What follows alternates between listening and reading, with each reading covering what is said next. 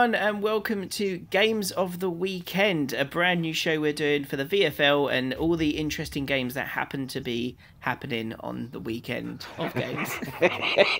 Wow, that was something. So on the show, it's me, myself, Tom. We have Christopher. Hello. And we've also got Curtis. Yo. He is our expert. Yeah, in Allegedly. the VFL sense, because I will know players, teams, stats. You know it, you name it, I got it. There we go. So who's our commentator this week? Who do we have? Our special commentator for this week's games is AvitHDgamer or Marcus, depending on how you know him, is the one and only Avit. There'll be a link to his channel in the description. Of course. So thank you very much, Avit, for doing that. The first game we've got coming up is Osasuna versus Chelsea. That's right. Alright guys, my name is Avit and I am the guest commentator tonight for It's Tumna's channel. This is his new series that he's doing. It is VFL Game of the Day.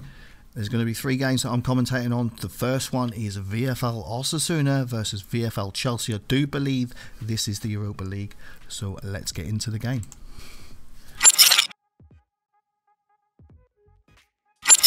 So it's Osasuna with the kickoff, guys, and they go straight back. It looks like they're looking for the L1 triangle. I think that was a little bit of a bluff, because not many teams would go that far back and do it, but they're playing some good football, trying to keep a bit of possession. And here you can see one of the centre-backs is the guy that's responsible for getting us the footage, so GG to him. But Sonic Tristan intercepts, but he's tackled, and now Osasuna come again. It's still early doors in the game, they're just sensing each other out. But it's a clearance up pitch by Chelsea. It's a good header though. And now Mousy down the left to Nelly. Nelly tries to play it into Slag, but he can't get it, and Osasuna clear. But that's good pressure from Chelsea. They play it inside, just inside. And it's gone out for a goal kick, I believe. Chelsea got possession again. It's still only 6 minutes on the clock, 7 minutes now, and Faisal Blue Ribbon's got it here. He's running at him, waiting for the movement. Nelly picks it up and he slots it in under the keeper. Great finish.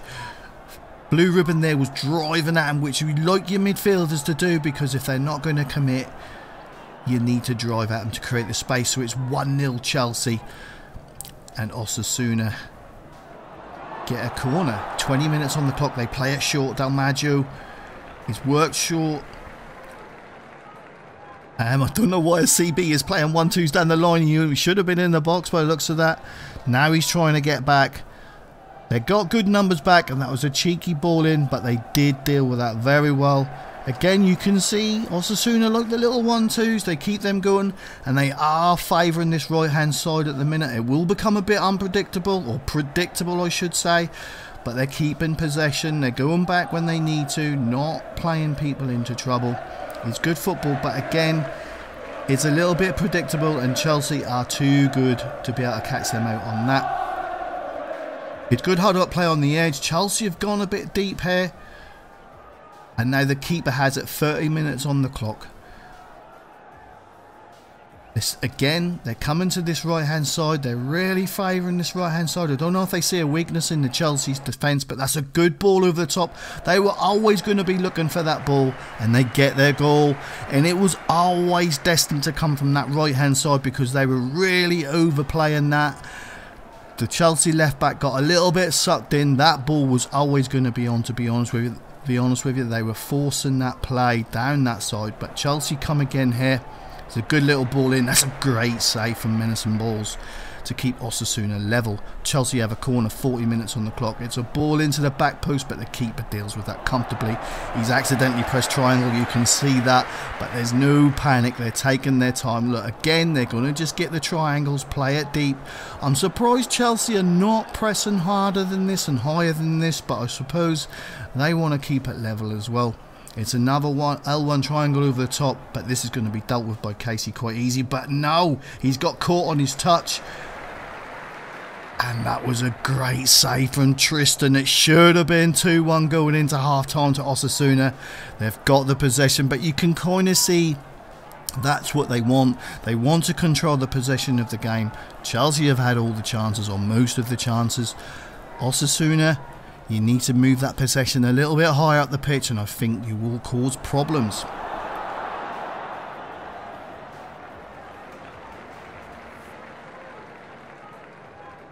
So we kick off in the second half now. Chelsea with the ball, they're moving it around. Nelly plays it in. They've got it in midfield with Ginge, a player I know very well, started out with me. It's good play.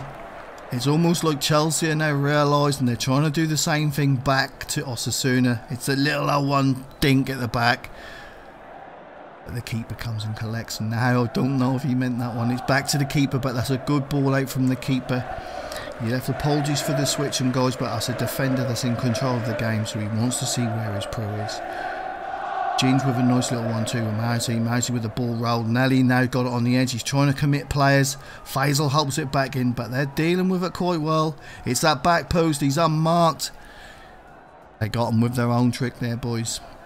And Chelsea are back in front. 2-1, 84th minute. So obviously not a lot happened this second half because we had not seen much else of footage. Sonic Tristan with the clearance. Chelsea are coming up, but they're not coming up too quickly. They're staying on the edge of their area. It's good pressure from Osasuna. They're committed men's forward, which is what you want to see. They want to try and get an equaliser. It's the 90th minute. Has he let that go out of play? No, it's a good punch from Tristan. He got good distance on that. And that's it. Chelsea take the win. GG Chelsea, probably just about shaded it from what I've seen. They are a good team. I have played them myself already as well. Great display. Unlucky Osasuna. Back to the studio.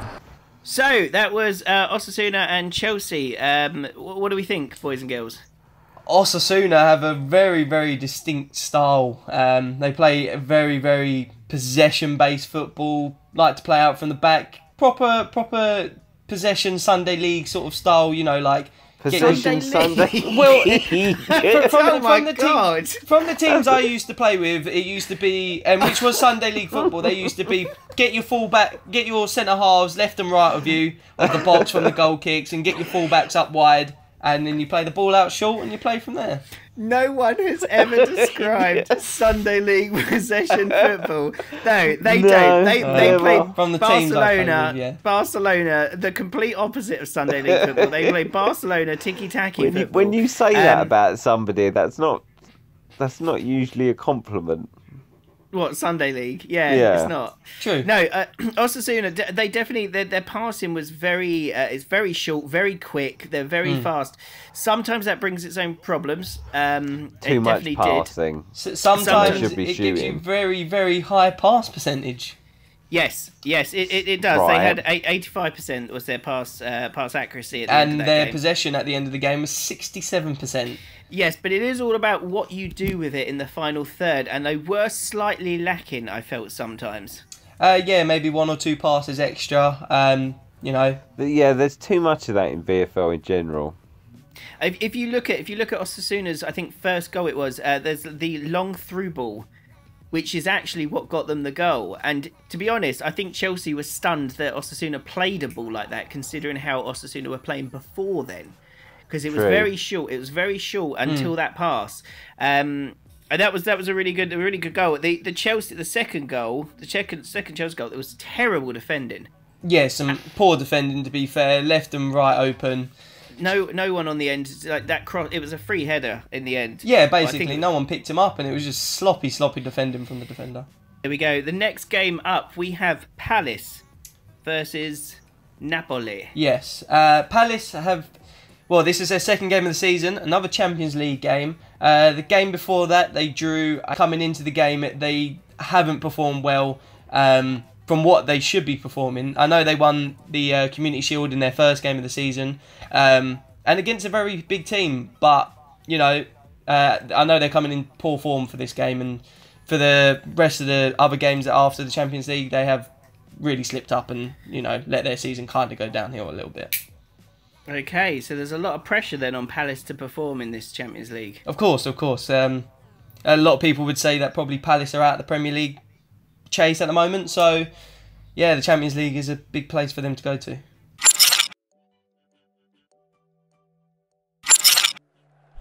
So we're into the next game now, lads, and you can see in the top corner it's JCC's Crystal Palace, the Napoli. So I do know the result of this game, but it was still a very, very good game. JCC here, still trying to settle in at Crystal Palace, but it's a good start there from Nasai.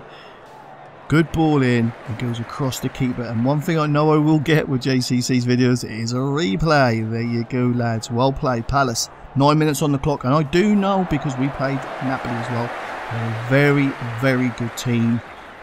But Palace are coming forward again. It's good defending, nice and compact from Napoli, but look at the pressure coming from the Palace midfield. Their protein shake goes back into his centre-back. It's nice and calm. Palace have just dropped off a bit. They look like they're not really prepared to pressure the centre-backs in case the long ball come. This team are not a long ball team. They will play it to feet. It's a good ball. Jacko intercepts. He gets the clearance. He does get intercepted, but I still think that was a good ball. Now Clone's got it here, but it's intercepted again by Napoli. They come forward again. They like that little right-hand side triangle. It's a great shot. Swede's got no chance there. Feels sorry for keepers when that crashing off the bar. There's nothing they can do about it. Every keeper will tell you it's 1-1, 21 minutes gone. So now we're in the left back position for Napoli. JCC with one over the bar there. There was probably another pass on there, but when you're snatching at things, that's what happens. But Palace are still coming forward. It's a good clearance by Napoli, but Lockery picks it up now, just on the edge of the area. Lovely little dink into the box, but the keeper's read it, and he's dealt with it. Now it's 42 minutes on the clock. It's down the left wing for Napoli. He's still got it. They've got a man down injured, but he's just going to go around him. But it's good clearance from Bannon there. But what's happened there? The referee has pointed to the spot. It looks like one of the Palace defenders have been a little bit EA'd there. He's obviously gone for a clearance, and his player has just stepped in instead of going for the header. It's a bit unfortunate right on half time. Napoli with the penalty. What can they do? It's slotted in under the keeper. Them ones are really hard to save, and that is a bit harsh on Palace, judging by the first half performance. Now they've got to bounce back. Now they've got to show what they can do. They are looking to push for top four in the Prem, I would say. It's going to be hard because it's a tough league, but this is the Champions League and they're coming up against tougher teams as well. That's a great save from Sweeb. D'Alessandro plays it back in. A Sweeb with the punch again, and the defence do their job and manage to clear it. And now Palace are coming down their left. He cuts it inside to JCC. JCC loves that little dink, but it's cleared by Napoli and it's calmly played out again. Now it's 60 minutes on the clock. What's the keeper doing here? He's come to it and he's collected it very well. He's made a good clearance there. It's 61 minutes on the clock. It's a great header from Locke. Now Klum has got it down the left again. He's looking to link up with JCC. It looks like they're looking to link up as much as they can. They get a free kick. Edge of the box. They need to work something here. He's going into JCC. He's going to put it back post. For some reason, I think the centre-back had already made his decision to pass it. And unfortunately, very unselfish for him. He could have had an easy tap in. But it is what it is. And it's an open goal missed. Now it's 65 minutes on the clock. Napoli with the ball again. D'Alessandro plays it into the striker. And it's gone through the keeper. 3-1. 66 minutes on the clock, and now Palace have got a mountain to climb. Napoli again down there left now. Jamnut, we know him well. It's a great crossfield pass, and that is a banger. Well played. The team are caught. You got to press that way in this FIFA, but the good teams will switch play on you. And unfortunately, everybody's got caught shifting from one side to the other. So Napoli defeat Crystal Palace in the Champions League 4-1. Back to the studio, guys. So, Palace losing 4-1 there. Yeah, it's pretty embarrassing to be fair. Not the best showing. Defensively, they were absolute shambles. Yeah, that was really sloppy. Can't believe it. Silly penalty that was given away by Hazard. Very, very poor. And then when they had a big chance to get back into it, Bannon ended up passing a header when he had a free goal to score. So I mean, Ultimately, it wouldn't have made the biggest of differences anyway. I mean, 4-2, I suppose, is slightly less. At that point, it was 2-1. Oh, well, it could have changed the game, maybe. I mean, I have put Palace easily cut through the defence for the first goal. Oh, yeah, they passed it nicely around that defence, and, you know, Napoli's defence... Lovely finish as well for the Napoli first goal as well. I think it was a nice strike. So yeah, keeper tipped it onto the bar. Was a decent... What about the penalty decision? Was it? Oh, defo pen. Definite. It looked like the player, I think, went to go header it, but I'm not being funny. If you press circle, you just tap it, and if he doesn't stick a leg out like that... Got to be careful. I mean, if we look at some of these chances, though, I mean, Palace could have been close to it in the end. I know you're kind of saying it was poor. Like, I mean, 4-1 is not a nice scoreline, but there was that scramble on the line that that was just, I don't know how that didn't go in. They had the Bannon chance late on. Yeah, no, don't get me wrong. Palace attacking were very good, but defensively they had a lot of mishaps, and I guess Napoli took their chances. It's true, and the keeper goal, was very poor as well, I'd have to admit, for Palace. The fourth goal for Napoli, I mean, I know it's nearly a done game, and I imagine the defence was all pushing up, but, I mean, there was no defence on that fourth goal. Just got to have some integrity in you. It just kind of all went. Next up, Bayern versus St. Pauli. Yeah, Bayern are third and Pauli are 13th, so I could only see it going one way this game. Okay, well, let's go for it. So the final game of this episode is St. Pauli versus Bayern Munich. Again, I must apologise, lads. It's not the best and clearest names for me, but I'll do my best to commentate. I do know the Bayern Munich players very well. Some players I get on very well and respect in that team. And it looks like the manager... Redian is playing at the back, maybe. It's a ball through from Munich, but St. Pauli does very well. They clear it, but it's picked up by Bayern Munich. T has got it here. CT, I know him very well. It's good football here, but it's managed to come away, and it's played back into the Bayern Munich defence. Look how calm the centre-backs are, and then they play it into the DM through the middle. They're not going to rush. You're not going to rush them. If you stand off them, they will take time and pick their pass. Now Rebecca Davis picks it up and has a double shot. He's just over the bar. 7 minutes gone. Now we're 18 minutes gone. Bayern Munich again. Thomas clears it for Bayern Munich. It's up to the strikers. He's good hold up play. He's waited for the run. That's a fantastic ball. Brilliant sweat. Great goal, Munich. Great goal. Really good play. Very, very unselfish to sweat it across the box there, but it was the right pass. So Bayern Munich are 1-0 up. Now, St. Pauli are coming down the left. It's a good run. The centre-backs played him on from the middle. If he'd have kept his line there, he might not have been able to make that run that early, but it's cleared. But Pauli win it back in the Bayern Munich half. But there we go again. Bayern Munich take it back.